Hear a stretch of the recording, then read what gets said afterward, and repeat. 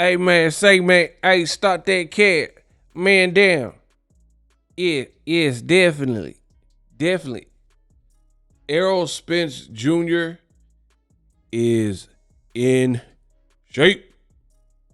In this video, I want to break it down, show you the latest picture that you're seeing on the screen, and give you guys my thoughts on the matter. What up, Fight World? It's your boy Ego, and I'm back with some more boxing. For the best boxing content on the internet, subscribe. Now, Mr. Man Down, aka Strap Season, hey, stop that cat, right? Errol Spence Jr. is pictured with boxer Maurice Hooker. And I don't know if y'all seen this, but your boy Errol, EJ, looking real in shape. Let me zoom in real quick. First of all, it says, my day one came through and worked out with me today. And it was Maurice Hooker.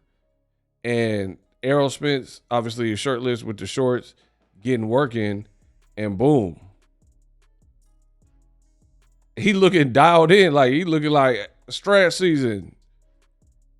So I'll leave this on the screen for a couple of seconds so you guys could get a feel for it. But your boy Errol is looking lean, right? Very lean. And listen, every time I make an Errol video, people always ask, when is he coming back, Ego? Is he coming back, Ego? And I tell you all the same thing. I don't know. I'm not him. And I don't make it my business to overly speculate. I wish Errol Spence the best. I love the way he's looking, because health is wealth. Whether you're an active fighter or not, staying in shape is important. So he's getting boxing working for sure. So there has been rumors that he might fight Jermell Charlo. I don't know. We have to see what happens there. But the boy is looking dialed in. Maurice Hooker, I'm not sure if he's active anymore, an active fighter. But here's another tidbit. So there's a person who works with Errol Spence from Texas, and he said, I had a private training class with Maurice Hooker and Errol Spence today. Crazy work. I can't wait to see them boys back in the ring. So this is a friend of Errol's, and he's saying, I can't wait to see them back in the ring.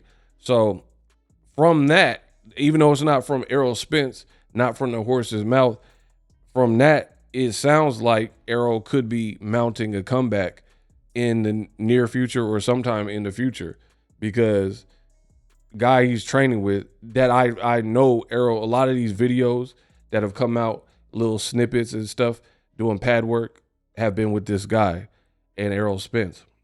So it looks like he's taking something seriously, whether it's just his personal life and his health, or, seeing if he still has it or whatever. But I like what I'm seeing. And it's a funny thing about maturity. It really is. Where you got guys, when they're young, they'll make a bunch of mistakes. I made them. Most of you have made them. And you start to get older and things happen. Maybe people pass. Things change. You get gray hair, whatever. Whatever happens in your life. But the reality is, you just start to think and hopefully mature from years past, and you almost start to see what's important to you. I think loss can do that too, right? Any type of loss. Loss of a relationship, a person, losing a contest. Errol Spence has had from 2023, 2 years, to 2025 to kind of reflect, think. That loss to Crawford was bad. Most people who watched it feel that it was Crawford did his thing. It was a bad loss. There's no other way to put it. And Errol Spence has had time to kind of get over it, reflect, get his mental right, and we'll see what he decides to do next. But I like it. I like what it appears his mind is at from recent videos and pictures. It seems like all he does is kick it with his family and train. versus before, there was different type of posts. I'm not going to go through Errol's posting history, but I followed him for several years, and his posts seemed like more grown man and just like focused on like his future. So I like it. I like what I'm seeing from Errol Spence. He definitely looking in crazy shape. And it's crazy because there were moments in his career before he lost to Crawford where he was known for being like dialed in like this. In the amateurs, there's rumors of like what happened with him sparring Broner, all these types of things. And I remember Errol, like they said he blacked Floyd's eye, right? So for me, Errol had been on the radar for a while. And when he was fighting Chris Algieri and stuff, this is how he looked. He looked super dialed in, super ready. And, over the years and the fame after he beat Kell Brook, there were some moments, not straight away. It wasn't like when he fought Lamont Peterson or anything. But after that, maybe the fame and the money started getting to him. And he didn't seem like he was in the same shape.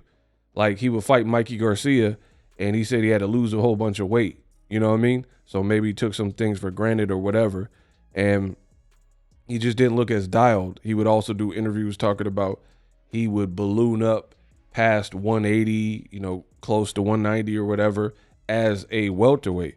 You're making your life and your job harder as you get older, it's harder to cut so much weight. So Errol doing that didn't really make sense. Fighters do that. I mean, it's hard. I'm not here to judge. I'm not God. But you got distractions, entourage, money, women, clothes, cars, you know what I mean? All these types of things. And the worst part about being a boxer, because I've spent a lot of time with boxers, the worst part about being a boxer is life is full of temptations and you can't have none of them, right? Even simple stuff like your whole family, if you're in camp and you're with your family, you got kids or whatever, and they're going to the cheesecake factory. You can't eat no cheesecake, or I mean you can, but then you realize you're gonna feel guilty or you gotta run more, or you shouldn't. So seeing people eat pizza and stuff that you like, but you can't because you're focused on the mission, it takes a lot of restraint and a lot of discipline, right? Just like dieting or anything else. You know what I mean? You see everybody else doing the fun stuff, drinking alcohol, blah, blah, blah, and it could be tempting. So anyway, enough of that. Let me know what you guys think. Errol Spence is looking dialed in. For more boxing news, subscribe. Ego Weight Watchers, a.k.a. ILL, where I give you a look into the fighter lifestyle before, after, progress, especially with an upcoming fight. It is. Live streaming can be tough, which is why I use StreamYard. Click the link in the description for StreamYard, which is an awesome tool that enables you to set up your stream with ease of use. Get great results with live streaming. It's what I use. Stream to social media with ease with StreamYard. Live streaming is here to stay. Engage with your audience using StreamYard. Great way to reach out to your audience and connect. So you need a tool that can do that.